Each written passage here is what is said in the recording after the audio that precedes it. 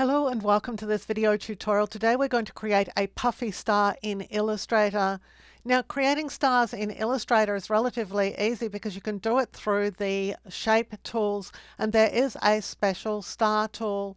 When you get to draw a star, you can just click once in the document. You can choose the outer radius and the inner radius. The difference between them is going to tell you whether your star is more pointy or flat. So if the difference is very small, let's just make this 55 for example, then we're going to have a very flat star.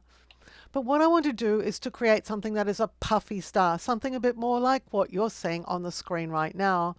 Now there are no Illustrator settings for that, so we're going to see how we would create it. And we're going to start with the dreaded pen tool because this is really easy. So even if you hate the pen tool, this is going to be simplicity itself. So with the pen tool, you're going to do a click and drag. So you're going to click and hold down the left mouse button and drag to the left, but only a little drag. So I'm going to click and drag. And if you add the shift key at this point before you let go the left mouse button, you can actually make sure that your dragging is going in a perfectly horizontal direction. I'm going out about this far.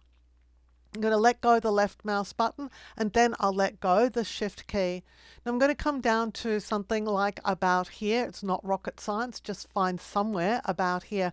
And this time we're going to click and drag downwards. So don't let go the left mouse button until you have dragged downwards a little bit. Add the shift key just to get that really nice shape. And this is going to be half of our star point. So once you've got something that looks pretty good, just let go the left mouse button and let go the shift key.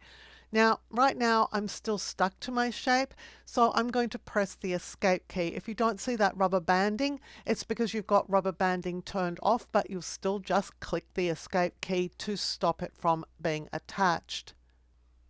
At this point, I'm going to the selection tool, the black arrow tool, and we'll just select over the shape. I'm going to turn the fill off because right now, all I want is the outer edge. Now, if you want your star to be a little less puffy, then you could just drag in on the side, but I want mine to be quite puffy. So that's going to be one of the points, or the beginning of one of the points of my star. I'm going to select over this line and I'm going to reflect it. So I'll go to Object, Transform, Reflect. We'll reflect over the vertical and we're going to click here on Copy so that we have the original and one copy. Then I'll simply move this shape across. If you hold the shift key, it's going to move in a perfectly horizontal direction, and you just want to line it up so that the two pieces join together. Select over both of these and go to Object, Path, Join. And that will give us a single shape. And at this stage you can have a look again at your star point, and if it's too big then you can just bring it in. And at this point I think mine was too big. So this is one point of my star. What I want to do is to rotate it around to create a 5-pointed star. But I want to rotate it around a point that is something like around here. And to do that, I'm going to put down an anchor point at that position. So I'm going back to the pen tool, and this time we're just going to click once. So I'm coming immediately under the middle of this point in a position about here, and I'm just going to click once. Just click once with the left mouse button and then press Escape. And what you've laid down is a point, and we're going to select over both of these, the point of the star and this little anchor point that we've created, and we're just going to click here on Horizontal Align Center just to make sure that they're perfectly aligned to each other. We're going to use this anchor point down here that we added as a rotation point. So at this stage I want to group these because we can't rotate things unless they're in a group. They're not going to rotate together. So let's go to Object and then Group. So we now have a group that is the point of the star and our little rotation point for the shape. We'll select over everything and go to Effect, Distort and Transform, and then Transform. This is going to be a 5-pointed star, so I need 4 copies. So I'm going to increase copies to 4. And I want to rotate around this point here, which is of these 9 little boxes, the one at the bottom middle. So I'm going to click on that. And if you don't know how many degrees to use, what you're going to do is you're going to divide 360 by 5. So type 360 divided by 5 and hit the tab button, and you'll be told by Illustrator that that's 72. And this is our puffy star. It's not finished yet and it is adjustable in terms of size, but at this stage we'll just click OK. Now the anchor point in the middle here is controlling the size of the star. So I'm going to the direct selection tool here, the white arrow tool. I'm just going to drag over this central location because that is the point that is controlling this area here. And if I move it up, I'm going to close up my star. So I'm just looking at the outside edge to see what I'm getting. If I move it down, I'm going to make the star a little bit bigger. So I actually want my star to be pretty big. I'm really happy with this sort of size on my star. But you can change your star by just dragging on that center point. Now at this stage we have a shape that is subject to a rotation. We want to get our star shape out of here, so we're going to select over our shape and we'll choose Object and then Expand Appearance. If you go into the Layers panel at this stage, this is what you're going to see. You'll see that you have a group, and inside the group are other subgroups. What we want to do is to extract just the star from all of this. So there's a tool in Illustrator that's going to do all the work for us. Still with the shape selected, over here you'll find the Shape Builder tool. It shares a toolbar position here with the Live Paint Bucket tool, but we want the Shape Builder tool. All you're going to do is click and drag over the shape. So ignoring the lines around the edge, you want to be well inside the shape. You don't want to be over this area here. You just want to be in this area and just click and do a little drag. That's it. Let go of the left mouse button. And now you've got your shape. If we have a look here again in the Layers panel, you'll find that the very last group contains the actual star shape. It's this shape here.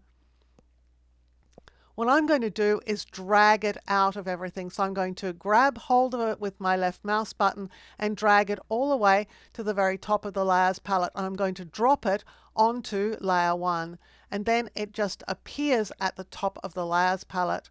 If I lock it down so it's protected, I can go back to the selection tool, select absolutely everything else and press delete. And what that leaves me with is this path that is my puffy star. So we can now color it. For example, I'll go and get a color to fill it with, this sort of greeny color, and I can turn the stroke off. Now if you want to be able to get to this star later on and create it more easily, you could save it as a symbol. I'll select over the shape. I'm going to my Symbols palette. I'm going to click here on the new symbol icon and just name it. You don't have to name it, but you can. I'll call it star and just click OK. Now if I go to the flyout menu, I can save my symbol library. But right now that would mean I would save all the other symbols in this box. I don't want to do that, so let me just select on all of those and delete them.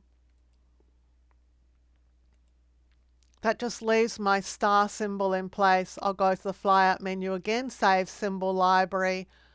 I'm going to call this Puffy Star and click Save. Now in future documents I can easily add my star to the document. Let's see how we do that. I'll choose File and New.